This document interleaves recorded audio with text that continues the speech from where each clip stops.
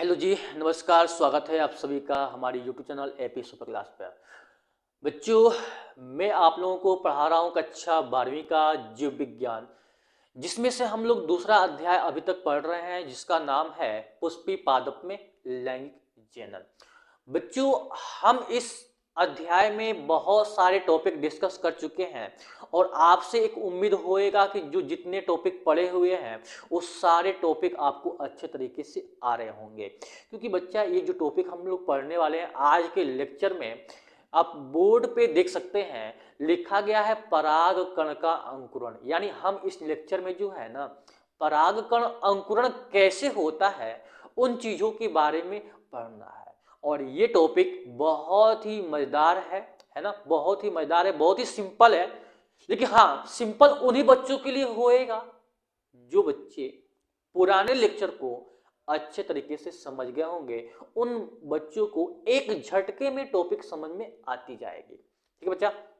अब मैं सबसे पहले यहाँ पे बात करूंगा कि पराग कण अंकुरण पढ़ने से पहले यहाँ पे एक बात आप देख रहे होंगे कि अंकुरण किसका होएगा। अंकुरण किसका होएगा? पराग कण का। तो बच्चों, मैं पिछले लेक्चर में आप लोगों को पहले ही बता चुका हूं कि परागकण कैसा होता है, परागकण का निर्माण कैसे हुआ था। वो सारी चीजें हम पहले वाले वीडियो में, हम लोग पिछले वीडियो में देख चुके हैं। मैं सिंपल सा आज क्या करूंगा बच्चों कि उस परागकण को मैं यहाँ बनाऊंगा, है ना, और फिर से एक बार रिवाइज कर दूंगा कि ताकि एक बार दिमाग में आपको सारी चीजें एक बार रिपीट हो जाए और बिंदास तरीके से टॉपिक आपको समझ में आ जाए। बच्चों, थोड़ा बोर्ड पे देखिएगा, यहाँ पे सिंपल सा यहाँ पुष्प बनाया है। ये पुष्प का वर्तिकाग्र है। ये जो भाग जो है वर्तिका है, और ये फुला हुआ भाग जो बड़ा सा देख रहे हैं ये है अंडाशय। और अंडाशय के जो अंदर है बच्चा ना, इसे बोला जाता है बीजांड। इस सारी चीजें जो है मैं पहले भी डिस्कस कर चुके हैं कि किस पुष्प के किस भाग को क्या बोला जाता है। अब बच्चा, मैं सिंपल सी बात करूंगा, ठीक है, परागकण की। तो मैं बताया था कि ये जिसे मान लो कि ये परागकण है, ये है परागकण। आपको बताया गया था बच्चा कि परागकण जो होता है दो कोष की अवस्था में होता है।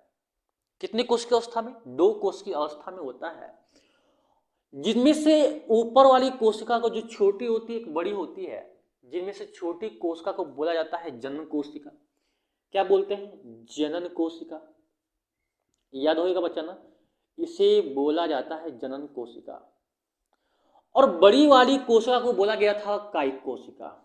ठीक है, कायिक कोशिका। ये सिंपल सा मैं रिवाइज तो कर रहा हूं, ये पहले हम लोग पढ़ चुके हैं।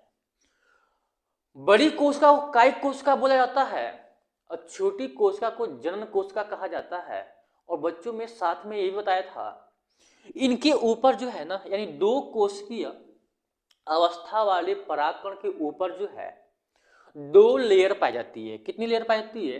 दो लेयर पाई जाती है। तो ध्यान से समझने की कोशिश करिएगा। एक लेयर ये वाला है, ये पहला लेयर, जिसे हम लोग बोलते हैं अंतःचोल। अंतःचोल कहा जाता है। ठीक है, और इस अंतःचोल के ऊपर बच्चा एक और लेयर होती है, एक और लेयर होती है, जिसे हम लोग बोले थे, याद होएगा आप लोगों को, इसे बोला गया था, हम लोग बोले थे ऊपर वाले लेयर को वाह्यचोल। वाह्यचोल बोला गया था। ठीक है, सिंपल सा टॉपिक था। और थोड़ा गौर करिए बच्चा, मैं ये भी बताया था कि जो यहां पे एक थोड़ा गौर करो इस वाले भाग पे, मतलब कि यहां पे जो खाली जगह दिखाई दे रहा है, क्या इस वाले भाग पे क्या वाह्यचोल है? नहीं है ना। तो मैं ये भी बताया था कि जिस जगह पे वाह्यचोल नहीं होता है उसे बोला जाता है जनन छिद्र। जनन छिद्र कहा जाता है। यह भी हम लोग जान चुके थे। कितनी कोश की अवस्था वाला पराकण है बच्चा? तो कहोगे सर 2 कोश की अवस्था वाला पराकण है। छोटी कोशिका का नाम है जनन कोशिका और बड़ी कोशिका का नाम है कायिक कोशिका। और मैं पहले भी डिस्कस कर चुका हूं कि ये परागकण जो है जब वर्ती काग्र पे आता है, कहां पे आता है? वर्ती काग्र पे, पुष्प के वर्ती काग्र वाले भाग पे आता है। तो ये परागकण क्या होता है? पहले क्या होता है ध्यान सुनने की कोशिश करिएगा। जिस बच्चा मान लो कि ये परागकण था और ये आ गया वर्ती काग्र पर। कहा गया? वर्ती काग्र पे आ गया। तो मैंने बताया था इससे पहले वाले लेक्चर में कि वर्ती काग्र पर जो है ना कुछ ऐसे रसायन पाए जाते हैं जो सबसे पहले ये तय होता है कि जो परागकण आया है ये समान जाति का है कि विपरीत जाति का है। बच्चा समझ में आ रही है ना? जैसे मान लो ये गुलाब का फूल है और ये गुलाब का परागकण है, तो ये रसायन ये गुलाब के परागकण यहां जाएंगे तो इस पे पाए जाने वाले रसायन ये तय करेंगे कि ये मेरे ही जाति का परागकण है और किसी अन्य जाति का होएगा। ये सारी चीजें जो है मैं बता चुका था क्या होएगा, अंकुरण। मत से मान लो कि यहाँ पे किसी अन्य जाति का परागकण आएगा तो वो भी पता चल जाएगा रसायन के द्वारा। और वो अन्य जाति का परागकण जो होता है अंकुरण होता नहीं है। तो सिंपल सी बातें समझ में आ गई होगी आप लोगों को कि जब समान जाति का परागकण, जब समान जाति का परागकण वर्ती काग्र पर आता है तो इन वर्ती काग्र पे पाए जाने वाले रसायन के द्वारा ये तय होता है कि जो परागकण आया है समान जाति का है कि असमान जाति का है। ये तय होने के बाद, ये तय होने के बाद क्या होता है समझने की कोशिश करिएगा। जैसे यहां बता देता हूं मैं कि जैसे बच्चा मान लो कि ये आ गया परागकण, कितनी कोश की अवस्था है बच्चा? 2 कोश की अवस्था वाला है। पहली कोश की अवस्था, पहली छोटी कोशिका को बोला गया था जन कोशिका, अब बड़ी कोशिका बोला गया था कायिक कोशिका। सिंपल सा। इसके ऊपर का ये लेयर है जो अंतःचोल है ना, ब्लैक से बनाया तो ब्लैक से कर देते हैं। अंदर वाला जो लेयर है इसे बोला गया है अंतःचोल। अब बच्चों अंतःचोल के ऊपर जो है एक और लेयर है जिसे बोला जाता है वाह्यचोल। ठीक है? और जिस जगह पर वाह्यचोल नहीं होता है उस भाग को बोला जाता है जनन छिद्र। आप यहां पे देख सकते हैं। ये सारी चीजें बच्चा मैं बता चुका हूं, मैं फिर भी आराम से बता रहा हूं कि क्योंकि ये सारी चीजें जो है ना बच्चों को समझ में नहीं आती है। तो मैं आराम से पढ़ाने का टॉपिक को प्रयास कर रहा हूं कि आराम से पढ़ाएं, बिंदास तरीके से समझ में आ जाए। ठीक है? मेरा ये लक्ष्य है मेरा। ठीक है? अब देखो बच्चों ये वर्ती काग्र पे परागकण जैसे आता है, परागकण समान जाति का जैसे इस वर्ती काग्र पे आ जाता है तो अंकुरण होने से पहले, यानी परागकण का अंकुरण होने से पहले ये जो 2 कोश की अवस्था वाला परागकण है, कितनी कोश की अवस्था वाला? 2 कोश की अवस्था वाला परागकण है। इनमें से जो छोटी कोशिका होती है बच्चा, कौन सी कोशिका? छोटी जो कोशिका होती है जिसे बोला जाता है जनन कोशिका, और ये जनन कोशिका विभाजन करके 1 से 2 कोशिका का निर्माण कर देती है। यानी मैंने सिंपल सा बोला कि जो जनन कोशिका जो होती है इसने विभाजन किया और विभाजन करने के बाद 1 से कितनी कोशिका बन गई? 2 कोशिका में बदल गया। और मैं पहले इससे पहले वाले लेक्चर में बहुत बिंदास तरीके से बच्चों बताया था कि जब 3 कोश की अवस्था वाला परागकण, ये 3 कोश की अवस्था हो गया ना, ये 1 2 ये 3 कोश की अवस्था वाला जो परागकण होता है वह परिपक्व होता है। बताया था ना, 3 कोश की अवस्था वाला जो परागकण होता है वो कैसा होता है बच्चा? परिपक्व होता है। ये सारी बातें आपको याद होगी। फिर कहोगे सर ये 3 कोश की अवस्था में क्यों बदला?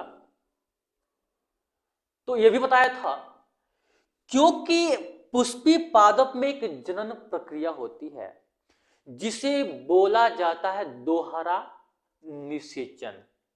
ठीक है, क्या बोलते हैं? दोहरा निषेचन। यानी दोहरा से वर्ड से पता चल रहा होगा, यानी जो निषेचन की जो प्रक्रिया होएगी वो 2 बार होएगी। कितनी बार होएगी? 2 बार होएगी।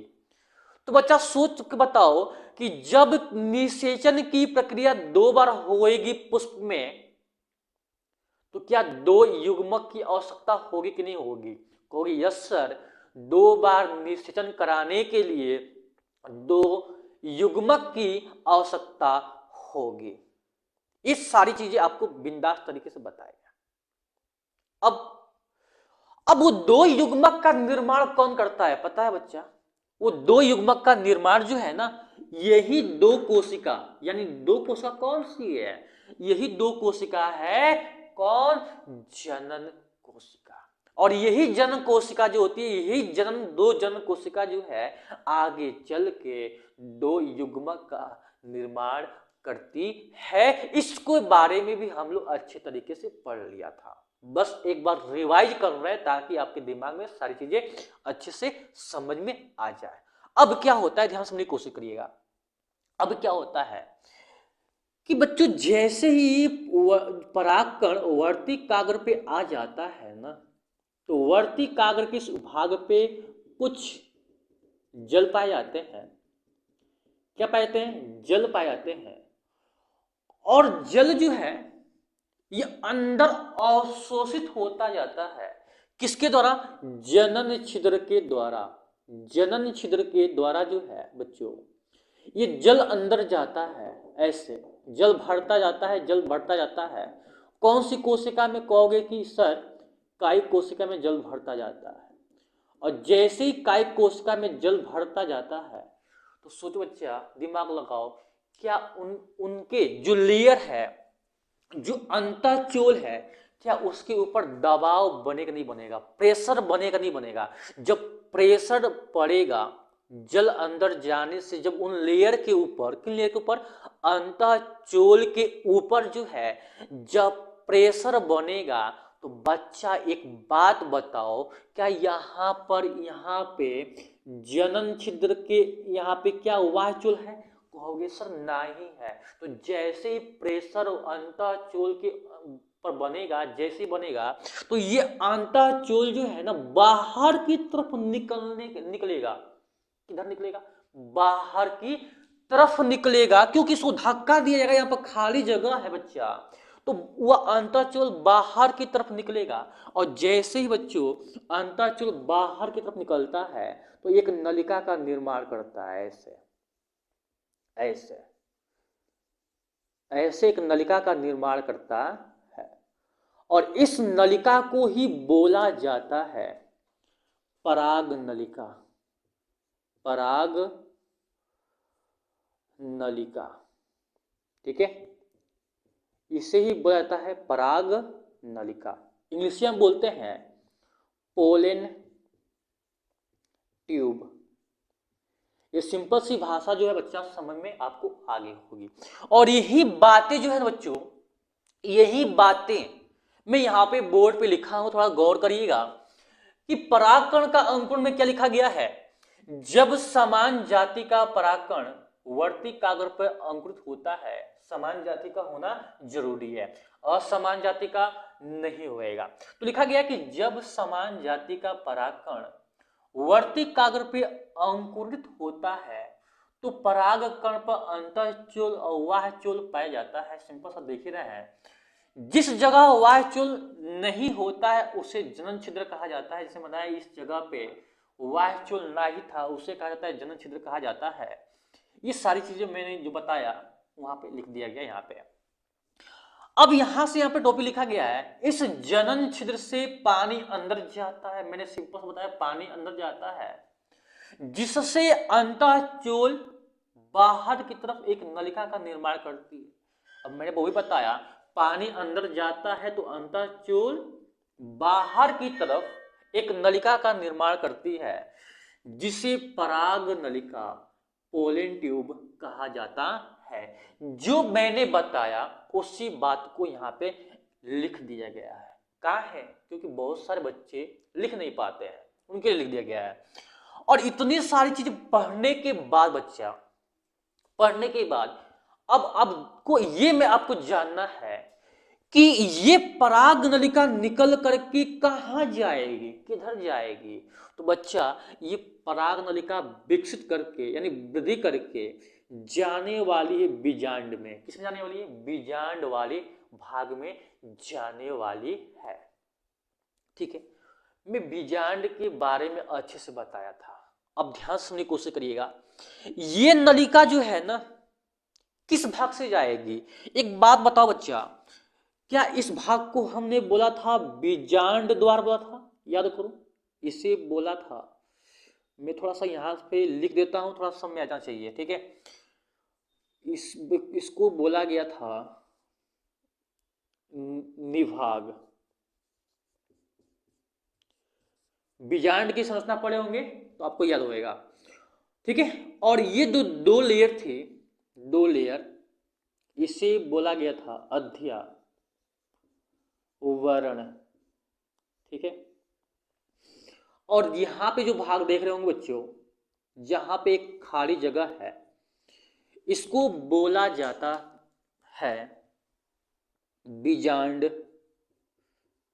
बीजांड द्वार। ठीक है, ये सारी चीजें आप जानते हैं। ठीक है, अब ये पराग नलिका जो है ना बच्चों कैसे जाएगी? क्या अध्यावरण से जाएगी होकर, क्या बीजांड द्वार से होकर जाएगी, क्या निभाग से होकर प्रवेश करेगी? ये सारी चीजें हम लोग जानेंगे। तो बच्चों याद कर रखना, पराग नलिका का बीजांड में प्रवेश कैसे होता है, इसलिए यहाँ पे हेडिंग लगा दिया गया है। तो याद रख लेना, जो पराग नलिका है वो बीजांड में प्रवेश कैसे करती है। तो पहला पॉइंट है बीजांड द्वार प्रवेश, यानी ये है आपका बीजांड द्वार। इस भाग को बोला गया है।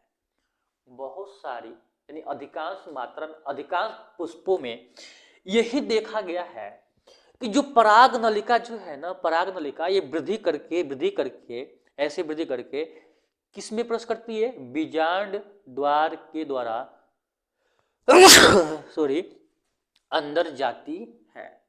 बीजांड द्वार के द्वारा अंदर जाती है पराग नलिका। ठीक है, सिंपल सा।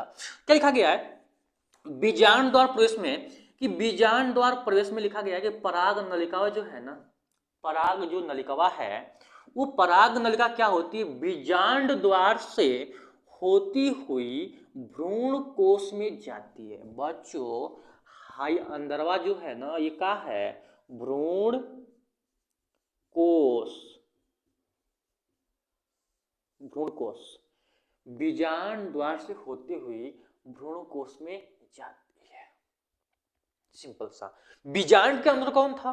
भ्रूण कोश। अब भ्रूण कोश का निर्माण भी हमने बता चुका था। ठीक है, और इसलिए मैं बताया आप लोगों को, ये टॉपिक तभी सब में आएंगे जब आपको पिछले लेक्चर सभी के सभी याद होंगे। मैं भ्रूण कोश के बारे में बताया था बच्चा। भ्रूण कोश जो होता है ऊपर की 3 कोशिकाएं होती है। याद करो, ऊपर कितनी कोशिका होती है? 3 कोशिकाएं होती है। 3 कोशिका को बोला गया था प्रतिमुखी कोशिका।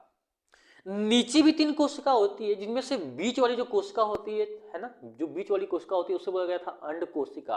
और जो किनारे किनारे जो कोशिका होती है उसे बोला गया था सहायक कोशिका। और बीच में एक और बड़ी कोशिका होती है जिसे बोला गया था ध्रुवीय कोशिका। ये सारी बातें याद है ना? उस सारी बातें याद होएगी तभी मजा आएगा। देखो ध्यान से, यही पे सिंपल सी बातें बच्चा समझ में आ गई होंगी। ये चीजें मैं क्या कहना चाहता हूँ, ये पराग नलिका ऐसे वृद्धि करेगी करेगी, ऐसे करते करते करते करते बीजांड में जाएगी और बीजांड द्वारा होते हुए भ्रूण कोश में चली जाएगी। सिंपल सा, भ्रूण कोश में चली जाएगी। तो प्रवेश बताया कि पराग नलिका का बीजांड में प्रवेश कैसे होता है। तो बीजांड के द्वार होता है, यानी बीजांड द्वार के द्वारा प्रवेश होता है। लिखा गया है पराग नलिका बीजांड द्वार से प्रवेश बीजांड द्वार से प्रवेश होती हुई भ्रूण कोश में जाती है, सिंपल सा। और लिखा गया 80% पादपों में यही विधि पाई जाती है, यानी 80% पादपों में, ज्यादातर पादपों में जो पराग नलिका होती है ना बच्चा, वो पराग नलिका बीजांड द्वार से होते हुए भ्रूण कोश में पहुंचती है। भूल मत जाना बुढ़ापे तक। अब बच्चों, अब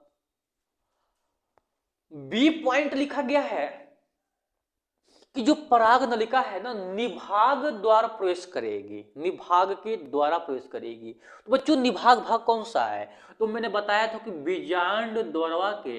बीजांड द्वार का जो विपरीत भाग जो होता है ना, उसे बोला जाता है निभाग। तो ये वाला भाग कौन सा बच्चा? निभाग है। कौन सा? निभाग। अब बहुत सारी पराग नलिकाएं क्या होती है, पराग नलिका क्या होती है कि ऐसी वृद्धि करते करते निभाग के द्वारा ही प्रवेश कर जाती है। ठीक है, आई होप सिंपल सी बातें समझ आ रही होगी। यहाँ पे यही बातें लिखी गई है कि निभाग द्वारा प्रवेश का मतलब इनमें पराग नलिका जो है निभाग के द्वारा, निभाग कौन सा? हाई था। निभाग के द्वारा प्रवेश करती है। अब जैसे में कौन से ऐसे पुष्प हैं जिनमें निभाग के द्वारा प्रवेश देखने को मिलता है, तो उदाहरण भी यहाँ लिख दिया है एनसीईआरटी से लेकर के। बहुत अच्छा उदाहरण है, ये रखिएगा। केजू राइना, केजू राइना में बच्चा, केजू राइना में क्या होता है कि जो पराग नलिका जो होती है, वह पराग नलिका निभाग से होते हुए भ्रूण कोश में पहुंचती है। आई होप आपको बातें ये समझ में आ गई होंगी। अब बच्चों ध्यान से यहां पे देखिएगा, सी पॉइंट में क्या लिखा गया है? सी पॉइंट में कि अध्यावरण प्रवेश, यानी अध्यावरण कौन सा भाग था? जो ये दो लेयर थी ना, बीजांड का जो दो लेयर था, इसी को बोला गया था अध्यावरण। क्या बोला गया था? अध्यावरण। तो क्या लिखा गया है? इसमें पराग नलिका जो है ना, इसमें पराग नलिका जो है ना, अध्यावरण के द्वारा बीजांडवा में प्रवेश करती है। अब कहोगे कि इसमें अध्यावरण के द्वारा पराग नलिका प्रवेश करती है, तो सिंपल सा बोलेंगे अध्यावरण द्वारा प्रवेश बोल सकते हैं। ठीक है, समझ में आ रही होगी ना बच्चा? आ रही होगी तो जरूर कमेंट बताना कि सर आप जो पढ़ा रहे हैं हमको अच्छे तरीके से समझ में आ रही है और मजा भी आ रहा है साथ साथ में। ठीक है, तो जरूर बताइए कमेंट में। तो ये अध्यावरण के पराग नलिका जो है, अध्यावरण के द्वारा अंदरवा जाएगा, तो उसे बोला जाएगा अध्यावरण प्रवेश। तो लिखा गया इसमें सिंपल सी बातें हैं बच्चों कि इसमें पराग नलिका अध्यावरण के द्वारा प्रवेश बीजांड में करती है। जैसे किसमें ऐसा देखा जाता है? तो बच्चा करेला जानते हो ना, करेला। ठीक है, उदाहरण है आपका करेला।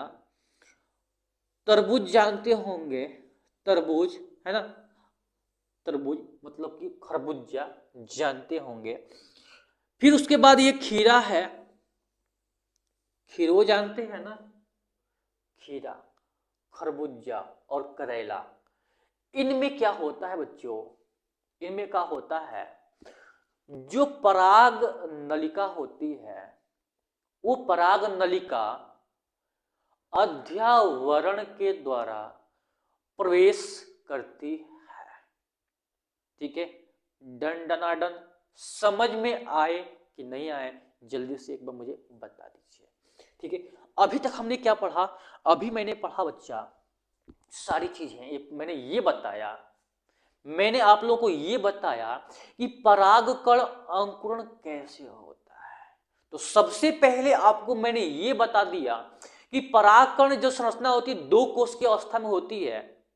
अगर परागकण जो है दो कोश की अवस्था में होती है, जिसे छोटी कोशिका का बोला जाता है जन कोशिका, बड़ी कोशिका बोला जाता है कायिक कोशिका। और इस दो कोशिकीय परागकण के ऊपर जो है दो लेयर पाया जाता है, दो आवरण पाया जाता है, जिसे बोला जाता है अंतःचूल। अंदर वाले को अंतःचूल, बाहर वाले को बाह्यचूल कहा जाता है।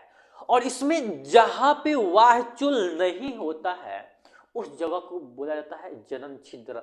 अब ये पराकण जब वर्ती काग्र पे जाता है तो वर्ती काग्र पर कुछ रसायन पाए जाते हैं जो तय होता है, अंकुरण होने से पहले पहले ये तय होता है कि जो परागकण आया है वो समान जाति का है कि असमान जाति का है। अगर समान जाति का परागकण होएगा, अंकुरण तभी होता है, असमान जाति का परागकण अंकुरण नहीं होता है।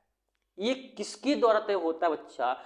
वर्ती काग्र पे पाए जाने वाले रसायनों के द्वारा ये तय होता है। और जब तय हो जाता है कि मेरे ही जाति का परागकण है, तब क्या होता है? जो जनन छिद्र होता है, जनन छिद्रवा से पानी अंदर जाता है, अवशोषित होता है, और जैसे ही पानी अंदर चला जाता है, कायिक कोशिका में चला जाता है, तो उनके ऊपर एक प्रेशर बनता है, दबाव बनता है, जिसके कारण जो है अंतःचूल के ऊपर एक दबाव बनता है, और दबाव बनने के कारण अंतःचूल बाहर की तरफ एक नलिका का निर्माण करती है, एक नलिका का निर्माण करती है, और उसी नलिका को बोला जाता है पराग नलिका, पोलन ट्यूब कहा जाता है। अब ये पोलन ट्यूब जो है निकलने के बाद जो है किसके किसके द्वारा प्रेस करेगा? तो बच्चों मैंने ये बताया था, याद करो, मैं फिर से इसको सारी चीजें हटा देता हूं, ठीक है? ये सारी चीजें हटा देता हूं, ये सारी चीजें मैंने बताया था। अब पुष्प नहीं बनाएंगे, है ना, सिंपल सी बातें सिंपल सी चीज बनाएंगे। ये है आपका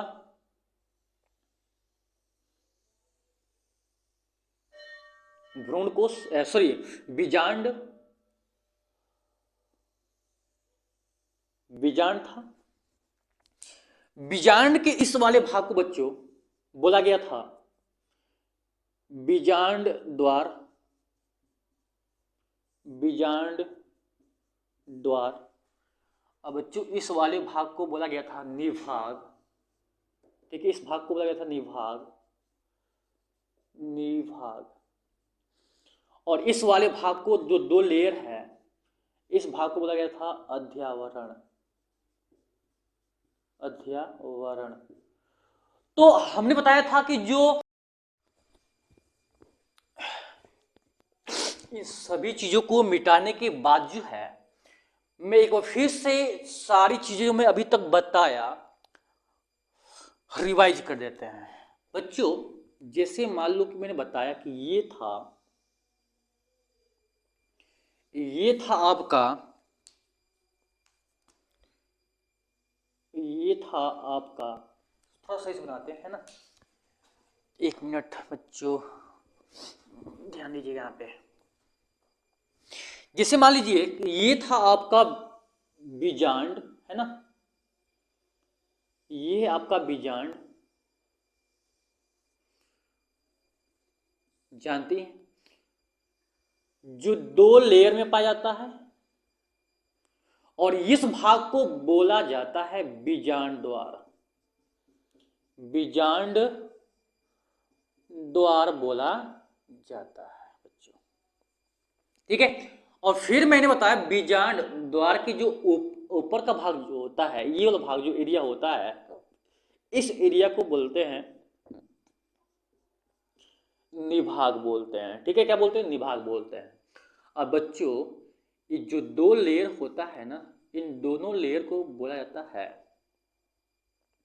अध्यावरण, ठीक है। ये सारी चीजें मैं पहले ही बता चुका हूं, ठीक है, ये सारी चीजें मैं रिपीट करता हूं बच्चों। क्या होता है कि अधिकांश जो है 80% पादपों में जो पराग नलिका होती है, जो पराग नलिका जो होती है, वो पराग नलिका, ठीक है, वो पराग नलिका 80% पादपों में जो पराग नलिका होती है, वो प्रवेश करती है किसके द्वारा, बीजांड द्वार के द्वारा प्रवेश करती है और भ्रूण कोश में चली जाती है। सिंपल सा मैंने ये बताया, ठीक है, जिससे मान लो ये जा रही है ऐसे, ठीक है। आई होप आपको ये टॉपिक समझ में आ गया होंगे। मैंने बताया कुछ अधिकांश जो पादप होते हैं, यानी 80% पादपों में क्या देखा जाता है बच्चा, कि जो पराग नलिका जो होती है, वो पराग नलिका जो है ना, बीजांड द्वार से होते हुए भ्रूण कोश में चली जाती है। मैंने यही तो बताया। अब ध्यान दीजिएगा बच्चों, अब जो है ना, यह भी बता दिया गया है, जो इसी चीज को यहां पे लिख दिया गया है, यहां पे ए पॉइंट में। और जो है पादपों में, किस पादप में, केजुराइना में देखा गया है कि जो पराग नलिका जो निकल के आती है, समझ लो ये पराग नलिका निकल के आ रही है, ये निभाग के द्वारा ही होते हुए भ्रूण कोश में पहुंच जाती है। कहां पहुंच जाती है, भ्रूण कोश में पहुंच जाती है, ठीक है।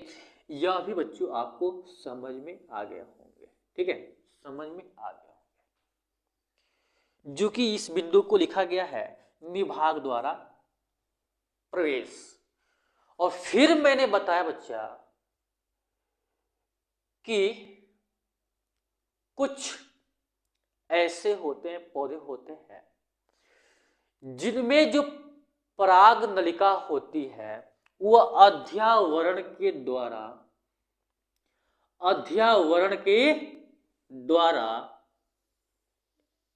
अंदर भ्रूण कोशिका में पहुंच जाती है।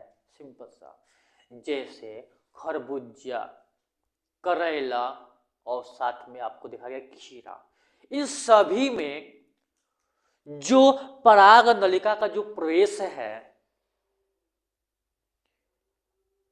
अध्यावरण के द्वारा होता है। आई होप ये तीन टॉपिक जो है आपको बिंदास तरीके से समझ में आ गए होंगे बच्चों। मैंने केवल जो है आज के लेक्चर में परागकण अंकुरण कैसे होता है, इस सारी चीजों के बारे में बहुत ही आराम से, बहुत ही सरल भाषा में आपको समझाया। आई होप आपको ये सारी चीजें समझ में आ गए होंगे बच्चों। आप लोग से मैं बार बार एक बात कहना अच्छा नहीं लगता है मेरे को, आप स्टडी कर रहे हो बच्चों, पढ़ रहे हो, अगर मेरी वीडियो देख रहे हो तो मैं आपसे एक ही बात कहता हूं कि आप जो है, अगर आपको पढ़ाई मेरी समझ में आ रही है तो वो मेरे को जरूर बताएं, ताकि बच्चा बताओगे तभी तो हम जानेंगे कि मैं जो पढ़ा रहा हूं, जिस जोश से पढ़ा रहा हूं, ये मेरा जो पढ़ाने का जो तरीका है, इस सारी चीजें आपको समझ में आ रही है कि नहीं आ रही है। अगर आपसे जानूंगा तभी तो हमको मजा आएगा। तो ये सारी चीजें बच्चा है ना, अपनी बातें जो है मेरे पास शेयर करिए। मैं बार बार बोलता हूँ, कमेंट बॉक्स हमेशा खुला होता है। थोड़ी सी चैटिंग करने में, मतलब थोड़ा सा मैं हमको एक बात बोलने में, सर मुझे बिंदास समझ में आ गया, सर मुझे लेक्चर समझ में आ गया, ये बोलने में क्या दिक्कत है बच्चा। अभी व्हाट्सअप होएगा ना, बिंदास तरीके से चैटिंग करोगे, उसमें हाथ दुखेगा नहीं। और पढ़ाई में आपकी हाथ दुख जाती है, बड़ी बोरिंग लगता है बच्चा पढ़ाई आप लोगों को। और मैं जो है आप लोगों से बार बार ये कहता हूं कि पढ़ाई को बोरिंग मत होने दो। पढ़ाई से जो है ना, पढ़ाई से करीब आओ, पढ़ाई के करीब आओ, ताकि आपको जो टॉपिक लग रहा है आसान लगने लगे। करीब आओगे, किसी के करीब आओगे तभी उसके बारे में अच्छे से जान पाओगे, ठीक है। तो बायोलॉजी के करीब आओ बच्चा, बायोलॉजी के करीब आओ। और एक बात और आप लोग को बता देता हूं मैं, अगर इस वीडियो के बाद अगर आप बताते हो कि सर मुझे टॉपिक समझ में आ रही है, तो मैं एक आप लोगों के एक और भी एक ऑफर क्या मतलब कि एक मैं और मेहनत करके बायो के साथ साथ मैं केमिस्ट्री पढ़ाऊंगा और साथ में फिजिक्स की वीडियो भी अपलोड करने लगूंगा। लेकिन पहले उन दोनों वीडियो को अपलोड करने से पहले आपको ये बताना पड़ेगा सर आप पढ़ाते हैं हमें समझ में आती है। तब अगर आपको समझ में आ रही है तब मैं यहां मेहनत करूंगा, तब मेरा मेहनत जो है सफल होएगा। नहीं समझ में आती है तो मैं यहीं से वीडियो अपलोड करना, वीडियो बनाना बंद कर दूंगा। ठीक है, बंद कर दूंगा बच्चा। मैं ऑफलाइन जैसे पढ़ाता हूं वैसे पढ़ाना शुरू कर दूंगा, क्योंकि आप जरूर बताइए। ठीक है, चलो ठीक है, आज का लेक्चर बस इतना ही। तब तक के लिए बच्चा जय हिंद। और मैं जो कहा उस बात पे आप जरूर ध्यान दीजिएगा। ठीक है, जय हिंद, मिलते हैं अगले लेक्चर में बच्चा।